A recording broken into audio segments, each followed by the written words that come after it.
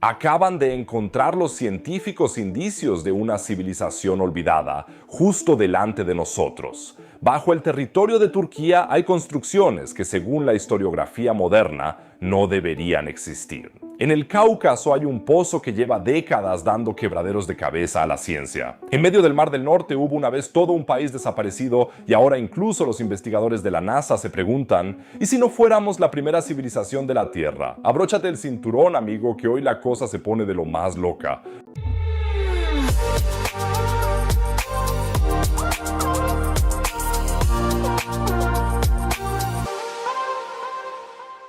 Escribidme directamente en los comentarios lo que pensáis. ¿Qué existía antes de nuestra civilización? ¿Podría ser que en los miles de millones de años que lleva existiendo la Tierra ya hubiera surgido alguna civilización y se hubiera desintegrado en polvo? Y si estas preguntas os fascinan tanto como a mí, no dudéis en suscribiros al canal, eso me ayuda mucho. Y si ya estáis suscritos, echadle un pulgar hacia arriba al vídeo, que así me ayudáis un montón. Pero vamos ya a la gran pregunta. ¿Hubo alguna vez en la Tierra una civilización tecnológicamente muy avanzada antes de que llegáramos los humanos?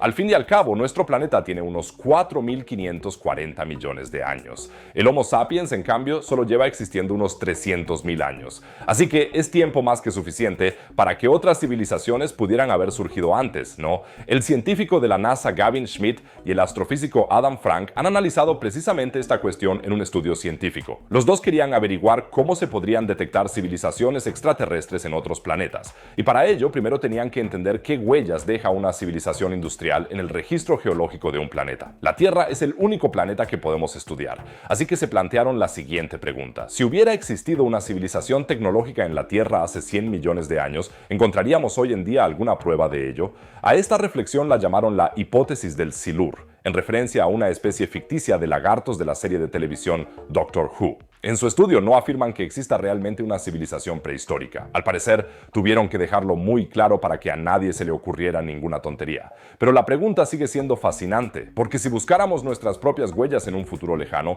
¿qué quedaría de nosotros? La respuesta es desalentadora. No mucho. Nuestras ciudades, en su mayor parte, se habrán desintegrado en polvo al cabo de 10.000 años. Incluso el hormigón se va desgastando con el viento y las inclemencias del tiempo. Fósiles de personas son extremadamente raros. La probabilidad de que un solo ser humano se fosilice es de aproximadamente 1 entre 100 millones. Cuanto más atrás vas en el tiempo, más limitada se vuelve tu visión del pasado. La superficie más antigua de la Tierra que no ha desaparecido por la erosión es el desierto del Negev, y tiene apenas 1,8 millones de años. Así que, si hubiera existido una civilización hace 100 millones de años, la probabilidad de encontrar algo sería prácticamente nula. Pero, y aquí viene lo interesante, ciertos rastros químicos pueden perdurar mucho más tiempo. Cuando quemas carbón, petróleo o gas, liberas carbono que ha estado encerrado bajo tierra durante millones de años. Y este contiene una firma especial, el carbono 13. Así que los científicos podrían buscar anomalías de carbono 13 en capas rocosas antiguas. Y eso sería un indicio de una quema masiva de combustibles fósiles. Al menos, eso podría ser un indicio de la existencia de una civilización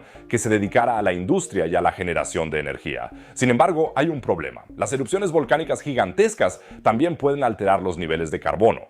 Así que se necesitarían otras pruebas concretas. Por ejemplo, sustancias químicas tóxicas que no se dan en la naturaleza, los llamados contaminantes orgánicos persistentes, o concentraciones extremadamente altas de metales pesados como el plomo, el mercurio o el cromo, que solo se generan a través de procesos industriales. Y de hecho, hay un episodio en la historia de la Tierra que tiene todas las papeletas de ser contaminación industrial, el máximo de temperatura del Paleoceno-Eoceno, o PETM por sus siglas. Ocurrió hace unos 56 millones de años. En muy poco tiempo, las temperaturas globales subieron entre 5 y 8 grados Celsius. Los océanos se acidificaron, el carbonato cálcico, de lo que están hechas las conchas, se disolvió y entre el 30 y el 50% de toda la vida del fondo marino desapareció.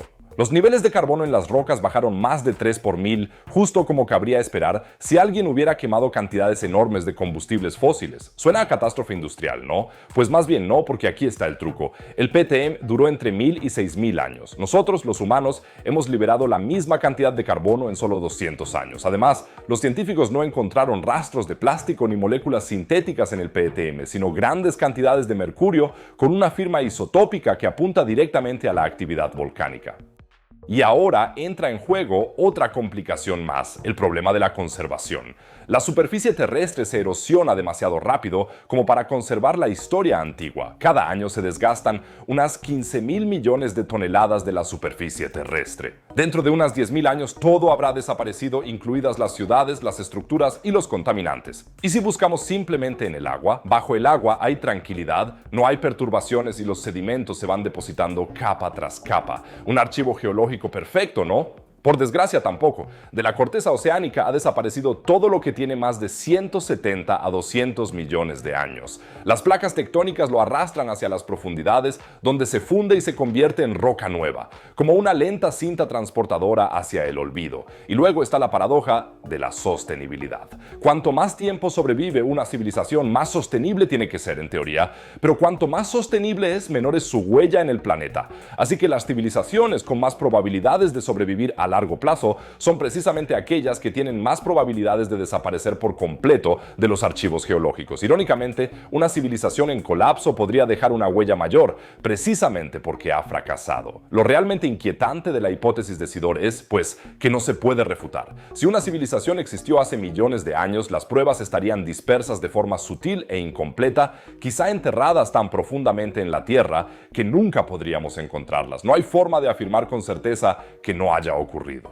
Así que la idea de la hipótesis del silúrico no es tan descabellada, sobre todo si te fijas en lo que los arqueólogos han desenterrado en el sureste de la actual Turquía. Durante milenios todo el mundo pensaba que ahí solo había un montículo cubierto de hierba con ovejas encima, hasta que en 1994 el arqueólogo alemán Klaus Schmidt leyó unos informes antiguos y se quedó intrigado. Así que se fue él mismo hasta allí y nada más llegar a la cima del montículo, supo que se trataba de algo importante. Bajo la superficie del montículo, en algunos casos tan cerca que los arados ya habían dañado las puntas, yacían enormes columnas de piedra en forma de T. Algunas de ellas medían más de 5 metros de altura y pesaban hasta 10 toneladas, y estaban talladas con gran maestría, decoradas con relieves de zorros, leones, escorpiones, serpientes y pájaros.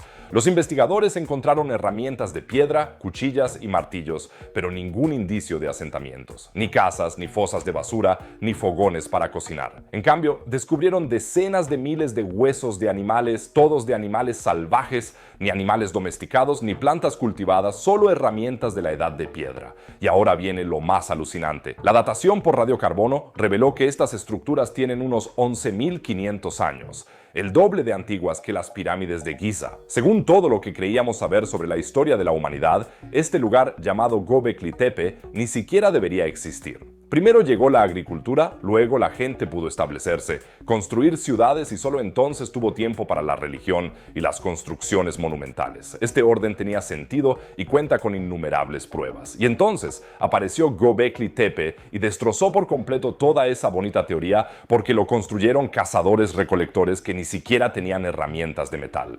Klaus Schmidt estaba convencido de que aquello no era ni un pueblo ni una ciudad, sino un santuario, un centro religioso al que acudían en peregrinación grupos nómadas de toda la región para celebrar rituales. Con columnas que pesan 10 toneladas, solo con fuerza muscular y destreza, tallaron y movieron estos colosos del subsuelo de piedra caliza de la colina. Schmidt descubrió que el yacimiento consta de varias capas. La más antigua data de entre el 8300 y el 7500 a.C.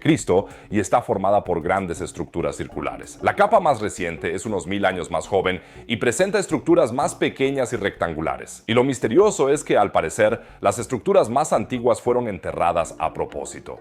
Se desconoce el motivo. Lo más fascinante es la disposición geométrica. En 2020, los investigadores analizaron la arquitectura con algoritmos informáticos y descubrieron que 3 de los círculos de piedra forman un triángulo casi perfecto con lados de 19 metros de largo. El propio Schmidt creía que Göbekli Tepe era un centro de peregrinación al que acudía gente de toda la región. Las decenas de miles de huesos de animales que se encontraron podrían ser restos de sacrificios rituales, pruebas de grandes banquetes o ambas cosas. Pero aquí viene el giro inesperado. Cuando en 2017 se iba a construir una enorme cubierta protectora sobre el yacimiento, los arqueólogos tuvieron que excavar mucho más profundo que nunca. Y allí, a varios metros bajo tierra, encontraron algo inesperado. Pruebas de viviendas y de un asentamiento permanente. Una cisterna enorme enorme, canales para el agua de lluvia y miles de herramientas para moler cereales. ¿Significa esto que la idea original era errónea? No, porque los constructores de Göbekli Tepe aún no vivían en una sociedad agrícola, aunque experimentaban con plantas, seguían siendo principalmente cazadores-recolectores. La nueva interpretación es incluso más fascinante.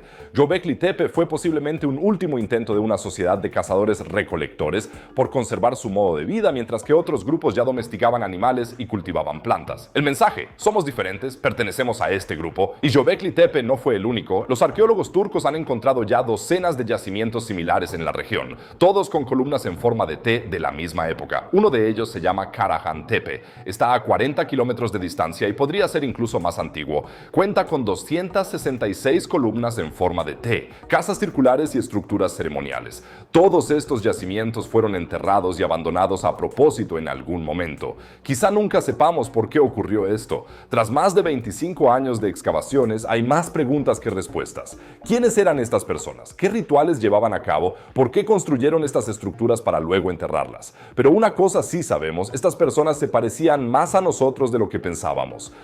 Gente de la Edad de Piedra que construyó complejos de templos monumentales, sin agricultura, sin ciudades y sin herramientas de metal. Ya de por sí es bastante emocionante, pero en lo más profundo del Cáucaso te espera una historia que parece sacada directamente de una novela de aventuras. Un espeleólogo ruso llamado Artur Chemukov estaba explorando las montañas de Karakora, en el Cáucaso del Norte. Esta región está entre Rusia, Georgia y Azerbaiyán, una zona salvaje y escarpada llena de glaciares, montañas abruptas y valles profundos. Y justo allí encontró un agujero en la ladera de una montaña que se adentraba en las profundidades. No era un agujero normal en la tierra, ni una cueva natural, sino algo que le pareció raro desde el primer momento. Organizó una expedición con otros espeleólogos, se bajaron con cuerdas y lo que vieron les dejó boquiabiertos. Las paredes del pozo no eran simplemente rocas, sino que parecían estar formadas por bloques de piedra perfectamente tallados, encajados tan ajustados entre sí que ni siquiera cabía un cuchillo por medio. Un poco como en las pirámides de Egipto, se dice que el pozo llega hasta los 800 metros de profundidad y en el fondo se supone que hay una enorme sala subterránea, quizá incluso todo un sistema de túneles. Chemukov estaba convencido de haber descubierto aquí una sensación arqueológica, una civilización ancestral y muy avanzada que debió de ser capaz de construir algo así. Pero aquí es donde la historia se vuelve misteriosa, porque Artur Chemukov escribió con todo detalle sobre su descubrimiento en su diario. Lo documentó todo minuciosamente, hizo bocetos, tomó notas y luego el diario desapareció. El propio Chemukov murió en 2015 en circunstancias misteriosas. Un coche lo atropelló por la noche cuando volvía a casa borracho desde un bar.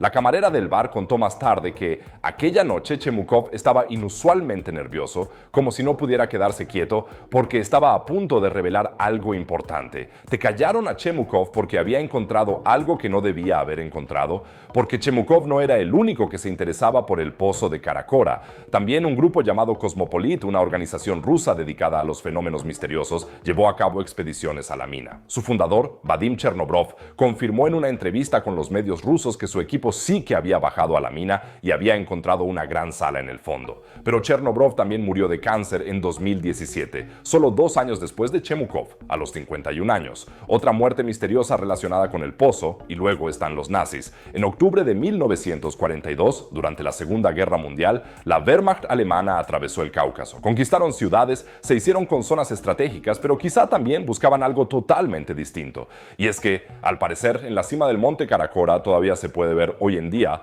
una esvástica grabada con la fecha 28 de octubre de 1942. Eso fue justo un día antes de que el ejército alemán tomara la cercana ciudad de Maikop. No es ningún secreto que los nazis estaban obsesionados con las teorías ocultistas. Creían en una supercivilización aria perdida, así que es muy posible que encontraran el pozo del Karakora. Quizás incluso intentaron bajar hasta lo más profundo. También hay una teoría que dice que el pozo lo construyó la Unión Soviética. Un usuario de Reddit llamado Long Pickle dice que un ex soldado soviético le contó que el pozo de Karakora formaba parte de un proyecto secreto soviético, quizás como base militar subterránea, como centro de investigación de actividad sísmica o como almacén de armas. Sin embargo, no hay ningún documento soviético que confirme la existencia de un proyecto así. Y luego están esas teorías de locos. Hay quien cree que el pozo de Caracora forma parte de un sistema de armas planetario, una especie de máquina de resonancia capaz de concentrar las energías planetarias. Así que quizá todo esto fuera un arma de una civilización ancestral que estaba en guerra contra alguien más, por ejemplo, contra extraterrestres. Por supuesto, ellos no pueden faltar en esta historia. Antes de que nos desviemos por completo hacia el mundo de las hipótesis descabelladas, demos un paso atrás y analicemos los hechos con objetividad.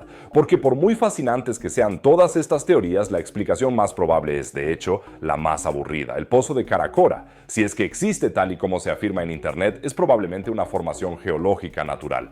Ya sé que suena poco espectacular. Las montañas de esta región del Cáucaso están formadas por rocas volcánicas y metamórficas, principalmente pizarra, caliza y granito. Estos tipos de rocas tienden a romperse siguiendo líneas rectas cuando se enfrían o se desplazan bajo presión. Un ejemplo perfecto de esto es la Devil's Tower en Wyoming, Estados Unidos. Se trata del núcleo de un antiguo volcán que, al enfriarse, formó columnas hexagonales perfectas. Algo parecido podría haber ocurrido en el pozo de Caracora. La roca se fracturó a lo largo de una enorme falla, se desplazó y dejó una cavidad larga y estrecha. La erosión química provocada por el agua podría haber excavado entonces grandes pasadizos bajo el pozo, lo que a su vez modificó la presión sobre la roca de encima y provocó más grietas. Parece artificial, pero no lo es. No es una central eléctrica antigua, ni una puerta estelar, ni un sistema de armas, ni un proyecto secreto nazi, ni un búnker soviético, simplemente una cueva jodidamente guay.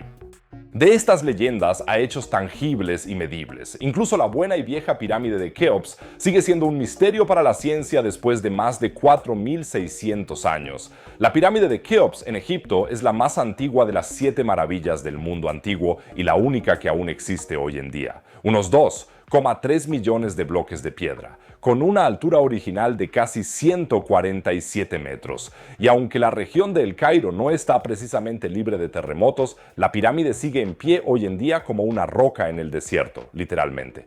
Y eso que varios terremotos han sacudido la región en los últimos siglos. En 1847, por ejemplo, hubo uno de magnitud 6,8 con el epicentro a unos 70 kilómetros de distancia. En 1992, aún más cerca, magnitud 5,8 con el epicentro justo al lado de Giza. De hecho, en ese terremoto se desprendieron algunas de las piedras de revestimiento que quedaban en las partes superiores de la pirámide. Pero el interior de la pirámide de Keops quedó intacto. Ni una grieta, ni un daño, nada. ¿Cómo es posible? Un nuevo estudio publicado en la revista especializada Scientific Reports nos da por fin una respuesta. Y tiene que ver con algo que muy pocos habrían imaginado: las frecuencias. Un equipo de científicos egipcios y japoneses dirigido por el geofísico Mohamed El Gabri del Instituto Nacional de Investigación de Astronomía y Geofísica de El Cairo se ha propuesto algo inusual. En lugar de excavar o escanear, han estado escuchando. Con acelerómetros supersensibles registraron las vibraciones en 37 puntos de medición dentro de la pirámide, en las cámaras, los pasillos y en el exterior, en la mampostería. Y los científicos se encontraron con algo totalmente inesperado. Cada edificio tiene lo que se conoce como frecuencia propia, es decir, una frecuencia de vibración concreta a la que reacciona de forma especialmente sensible. Cuando una onda sísmica coincide exactamente con esa frecuencia, las vibraciones se amplifican entre sí. A eso se le llama resonancia. Y es prácticamente lo peor que le puede pasar a una estructura. Eso es precisamente lo que ocurrió en 1985 durante el devastador terremoto de Ciudad de México. Los rascacielos de allí tenían una frecuencia propia que, por casualidad, coincidía perfectamente con la del suelo blando. El resultado fue catastrófico. Cientos de edificios se derrumbaron. Y en el caso de la pirámide de Keops, ocurre justo lo contrario. Las mediciones muestran que la mampostería de la pirámide vibra con una frecuencia natural de unos 2,3 hercios. El suelo que hay debajo y a su alrededor, en cambio, solo a unos 0,6 hercios. Eso supone una diferencia de un factor de 4. Así que, cuando la Tierra tiembla, la pirámide simplemente responde en un tono completamente diferente. La energía sísmica, por así decirlo, pasa de largo sin causar daños. Pero eso no es todo, porque los investigadores han descubierto algo más que es, como mínimo, igual de sorprendente. Esa frecuencia propia de unos 2,3 hercios no es solo un valor aleatorio en algún punto de la estructura, sino que es la misma en todas partes. En la cámara del rey, en lo más profundo, en los estrechos pasillos, en la cubierta exterior, a diferentes alturas. En todas partes, los científicos miden valores entre 2 y 2 2,6 hercios. Esto significa que, dinámicamente, la pirámide se comporta como un único cuerpo homogéneo, no como un montón de 2,3 millones de bloques de piedra apilados uno a uno, sino como un monolito. Los antiguos egipcios, ya fuera a propósito o no, lo hicieron casi todo bien al construirla. La masa de la pirámide se concentra en la base y va disminuyendo de forma continua hacia arriba. El centro de gravedad geométrico y el llamado centro de resistencia se encuentran prácticamente en el mismo punto. Esto minimiza las fuerzas de torsión, es decir, la torsión de la estructura, que resulta especialmente peligrosa en caso de terremoto. Además, la pirámide no tiene esquinas cóncavas, es decir, ningún punto en el que puedan acumularse tensiones, y los amplios cimientos sobre la dura roca caliza de la meseta de Giza le dan al sistema entero una estabilidad enorme. Y la cosa se pone aún más interesante porque en el interior de la pirámide se encontraron las llamadas cámaras de descarga. Estas 5 cavidades apiladas, una encima de otra, están justo encima del techo de la Cámara del Rey, a una altura de entre casi 49 y 61 metros. Los arqueólogos ya conocían su función mecánica desde hace tiempo. Distribuyen el enorme peso de las masas de piedra que hay encima y evitan que todo se concentre en un solo punto. Pero las nuevas mediciones muestran ahora que estas cámaras parecen tener también una función sísmica. Normalmente en las construcciones, cuanto más altas son, más vibran durante un terremoto. Esto también se ve en la pirámide. Hasta una altura de casi 49 metros, la amplitud relativa de las vibraciones aumenta con la altura, pero luego en las cámaras de descarga, entre los 49 y los 61 metros, este valor vuelve a bajar. Al parecer, la geometría de estas cámaras amortigua activamente las vibraciones. Los investigadores no pueden afirmar con certeza si esto fue diseñado así a propósito por los antiguos egipcios o si se trata de un afortunado efecto secundario de la distribución de la carga. Hablan de una posible relación, no de una intención demostrada. Lo que queda es un monumento que se construyó hace 4.600 años y que desde entonces la Tierra simplemente no ha podido hacer temblar. A veces las rocas perduran durante milenios, otras veces en cambio un país entero desaparece sin dejar rastro en el mar. Imaginaos que hace 10.000 años pudierais ir andando desde el continente europeo hasta Inglaterra sin mojarte los pies, sin el Canal de la Mancha, sin el tempestuoso Mar del Norte, solo tierras extensas y fértiles hasta donde alcanza la vista. Eso era precisamente Doggerland. El nombre viene del Doggerbank, un banco de arena del Mar del Norte que recibe su nombre de los pescadores holandeses, los Doggers. Ya en el siglo XVII pescaban allí sin sospechar que echaban sus redes sobre un mundo sumergido. En su momento de mayor extensión, hace unos 10.000 años, esta masa continental abarcaba, según las últimas estimaciones, 45.000 kilómetros cuadrados. Se extendía desde la costa este de Inglaterra hasta Dinamarca y el sur de Suecia. En aquella época, Gran Bretaña no era una isla, sino una península unida al continente europeo. ¿Por qué estaba todo eso en seco en aquella época? Muy sencillo. Estábamos al final de la última glaciación. Unos glaciares gigantescos habían retenido cantidades inimaginables de agua y el nivel del mar estaba a unos 120 metros más bajo que hoy.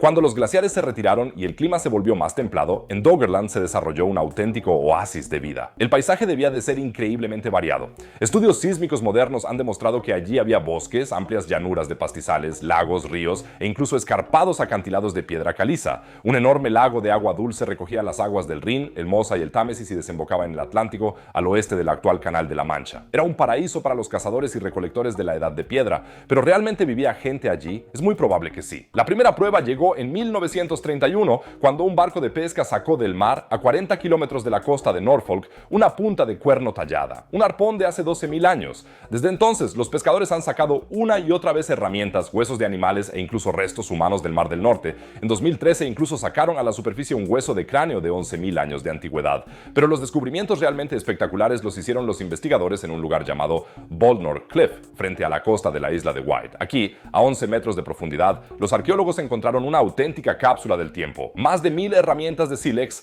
trabajadas con gran maestría, restos de fogones y más de 100 piezas de madera que muestran signos de haber sido trabajadas. Y lo que es aún más fascinante, los análisis de ADN de los sedimentos revelaron rastros de espelta, uno de los cereales domesticados más antiguos. Esto significa que los habitantes de Doggerland ya tenían contacto con los primeros agricultores del sur de Europa hace 8.000 años, pero nada dura para siempre. Y como sabemos hoy, esta Atlántida del Mar del Norte acabó hundiéndose bajo las aguas. Aquí es donde la historia se vuelve realmente dramática, porque hace unos 8.200 años ocurrió una catástrofe. Frente a la costa de Noruega se desprendió una parte gigantesca del talud continental. El deslizamiento de Storega, como los investigadores llaman a este suceso, fue colosal. 3.500 kilómetros cúbicos gigantescos de material se precipitaron hacia las profundidades y provocaron un megatsunami que arrasó la costa del Atlántico Norte con olas de hasta 20 metros de altura. Doggerland también se vio afectado y durante mucho tiempo los investigadores pensaron que ese había sido su fin definitivo. Las últimas investigaciones de Vincent Gaffney y su equipo muestran que Doggerland probablemente sobrevivió a ese tsunami. Los rastros de ADN en las capas de sedimentos demuestran que sobre los depósitos del tsunami se encontraron de nuevo indicios de plantas y animales. Esto significa que una parte de Doggerland podría haber resistido el aumento del nivel del mar durante siglos más en forma de archipiélago. No fue hasta hace unos 7500 años cuando el nivel del mar siguió subiendo, que estas últimas islas desaparecieron para siempre bajo las olas del Mar del Norte. Desde entonces, el mar oculta todo rastro de este mundo sumergido, igual que la Atlántida de Platón. Espero que ahora estéis tan mareados como yo si pensáis en cuántos misterios sin resolver nos depara aún la historia de nuestra propia Tierra. Si no os cansáis de este tipo de temas, suscribíos al canal ahora mismo. Me ayuda muchísimo, chicos. Y ya que hablamos de descubrimientos revolucionarios, puede que también haya ocurrido algo trascendental en el mundo de la física. Y es que, al parecer, se ha producido un auténtico avance en la investigación sobre la antigravedad. Lo que han descubierto los investigadores lo podéis ver en el vídeo que se muestra ahora arriba a la derecha. No dejéis de echarle un vistazo, es súper emocionante. Abajo a la derecha, como siempre, otro tema sobre ciencia y el espacio. Por lo demás, diría que nos vemos en el próximo vídeo. Que os vaya bien, chicos.